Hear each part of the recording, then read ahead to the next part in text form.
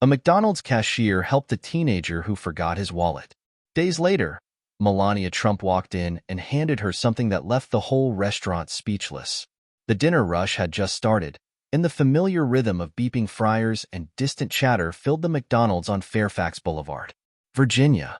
Inside, the air smelled of fresh fries and grilled patties, blending with the occasional burst of laughter from a group of teens by the soda machine. Behind the counter, Kimberly Wright, 27 years old, adjusted her visor and wiped her hands on a napkin. She had been on her feet for hours, but it was nothing new. Double shifts, aching calves, and customers who barely made eye contact. Just another day. She wasn't one to complain. Work was work, and she had rent to pay. A boy, tall and lanky, stood near the self-order kiosk, hesitating. He wasn't like the usual kids who barged in loud and restless. He kept to himself, hands tucked in his hoodie pocket, scanning the menu overhead as if weighing every choice like it actually mattered. Kimberly barely gave him a second glance at first, but as the line in front of her thinned, she noticed something odd. He looked lost, not in a confused way, but like he wanted to be invisible. She took a quick breath and called out next. The boy hesitated before stepping forward, finally locking eyes with her. His face seemed familiar, but she couldn't place it. Maybe a customer from before. Can I get a quarter-pounder meal? Large. His voice was steady but quiet, almost like he was used to people listening without him needing to speak up.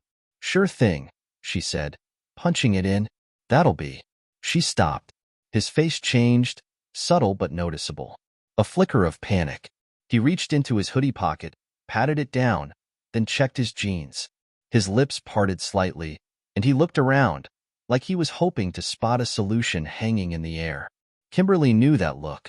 She had seen it before. A wallet left at home, a debit card that suddenly declined. A kid realizing he didn't have enough for what he ordered. I think I forgot my wallet, he muttered, barely above a whisper. He avoided her gaze, shifting awkwardly as if preparing for the usual options. Either an annoyed sigh or a forced apology before turning back the way he came. The other cashier next to her glanced over, waiting to see how she'd handle it. Kimberly tapped the screen, deleting the order. No problem, she said smoothly. Happens to the best of us. He exhaled, relieved. But before he could step away, she spoke again. Hey, she tapped the register. It's on me. His eyes snapped back to hers, stunned. What? Go ahead, get your meal, she said with a small shrug, as if it was no big deal. You can pay it forward someday. For a second, he just stood there, unsure. Then, cautiously, he nodded. Thank you. Kimberly smiled and punched in the discount code herself, covering the cost with her employee meal credit. She handed him his receipt, pretending not to notice how he still seemed unsure of what to say. Number 114, she called as she slid the receipt toward him. The boy took it, mumbling another thank you before stepping aside to wait for his food. He pulled out his phone, staring at the screen. But he wasn't scrolling, just thinking. Kimberly went back to taking orders, not giving it a second thought. She had no idea that small gesture would change her life, but in just a few days she'd find out. The order came up a few minutes later, a brown tray carrying a neatly wrapped quarter-pounder, a large red carton of fries, and a drink sweating under the restaurant's fluorescent lights. Kimberly barely noticed when one of the kitchen workers set it on the counter. Number 114, she called. Already turning to the next customer, the boy stepped forward, hesitated, then grabbed the tray with both hands. He muttered another quiet thank you, but Kimberly had already shifted her focus elsewhere, moving through the dinner rush like clockwork.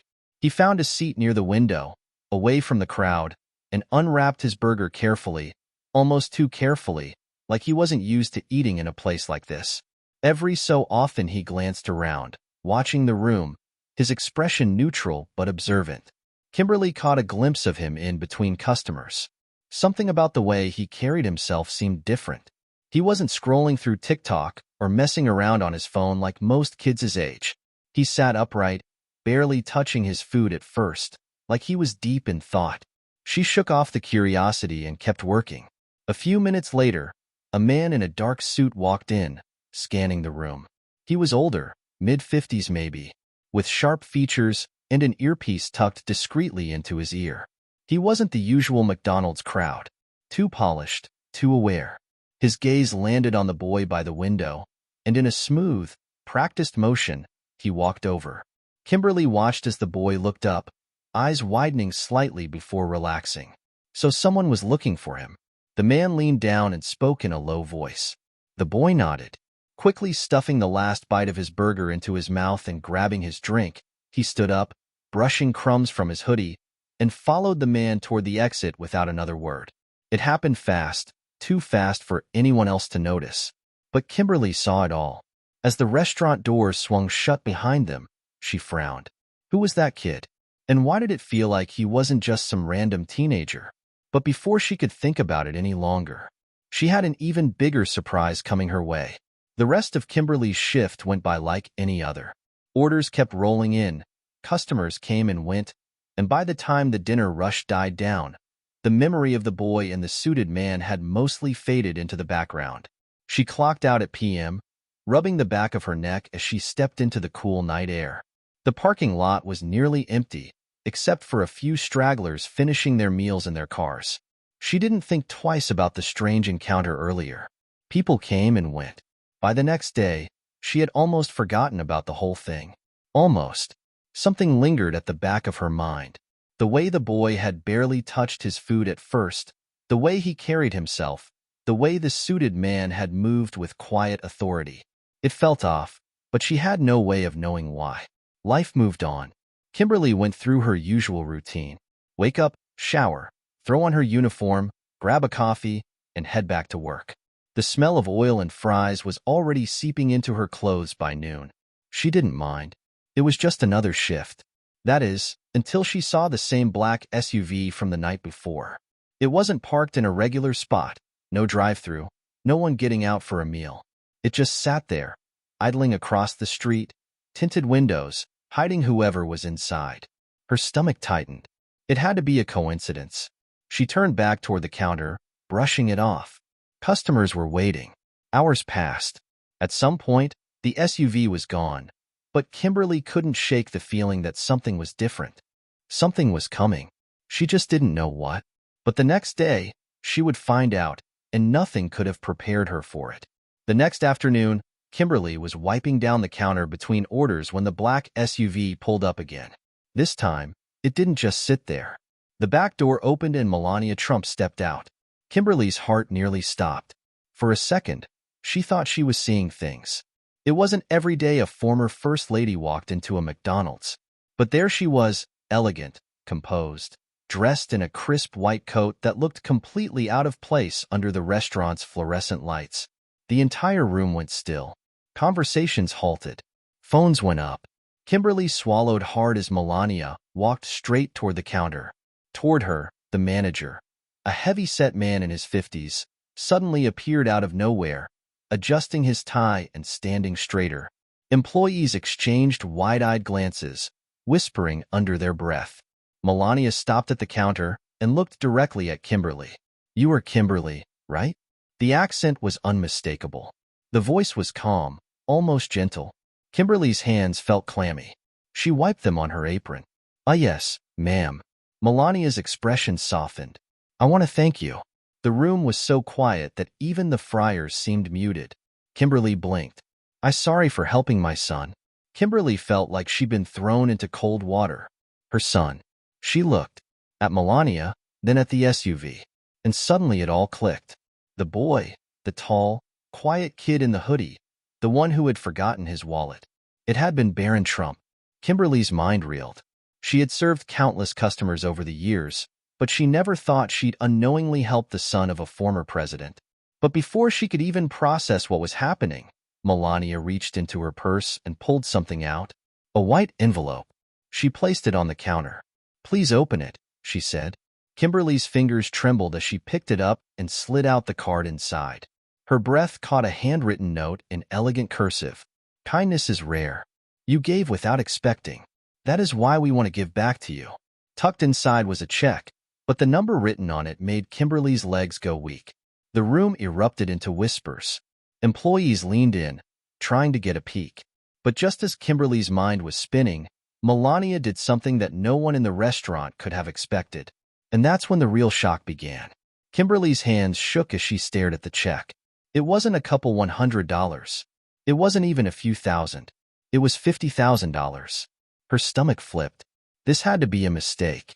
She looked up at Melania, words catching in her throat. I can't take this. Melania simply smiled. You already have. The restaurant was dead silent. Every customer, every employee, all eyes were on them. Someone behind the counter gasped. A manager whispered, "No way." Kimberly's knees nearly buckled.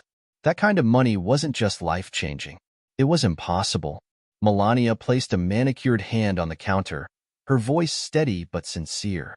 You helped my son when you didn't have to. No cameras, no expectations. That is true kindness. Kimberly swallowed hard. I was just doing what anyone would do.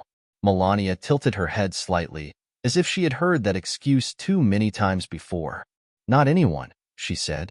That's why we are here. But then, before Kimberly could even begin to process what was happening, Melania turned and gestured toward the SUV. The back door opened again. This time, Barron Trump stepped out. He looked different, more put together than before, wearing a fitted jacket instead of a hoodie. But his expression was the same, reserved, thoughtful. He walked toward the counter, hands in his pockets, and stopped just in front of Kimberly. Hey, he said, his voice quiet but clear. Kimberly barely found the strength to respond. Hey. For a second, he hesitated. Then, with more confidence than before, he extended a hand. I just wanted to say thank you, he said. Kimberly stared at his hand, still reeling. This had to be the most surreal moment of her life, but she wasn't about to be rude. She shook his hand, feeling how much taller he was up close. No problem, kid, she said with a small smile. The tension in his shoulders eased just slightly. I never forgot what you said, he admitted, about paying it forward. Kimberly blinked. Yeah. Barron nodded. I think this is a good start, but what happened next? That was the part no one saw coming. The check alone was overwhelming, but before Kimberly could even begin to wrap her head around it, Melania spoke again. We wanted to do more, she said, her voice calm but firm. Kimberly barely managed a breath. More. What could possibly be more than $50,000? Melania turned to Barron, who nodded slightly before reaching into his jacket pocket. He pulled out a set of keys. Kimberly's eyes darted between them, confusion tightening in her chest. I don't. What is this? She asked, her voice unsteady. Melania smiled gently. Your car, I believe, is not in the best condition. Kimberly felt her cheeks heat. It was true. She drove an old beat-up Honda Civic, the kind that rattled if you hit 40 miles per hour and leaked every time it rained. She'd had to call for jump starts more times than she cared to admit. She shook her head, stunned. Wait, how do you even know that? Barron gave a half smile. Let's just say we did our homework. The restaurant was completely silent. A few customers had their phones out recording, not in an intrusive way, but because they couldn't believe what they were witnessing. Kimberly reached for the keys with trembling fingers. I don't even know what to say. Melania touched her hand lightly. Then don't say anything. Just accept. Kimberly looked outside and followed Melania's gaze.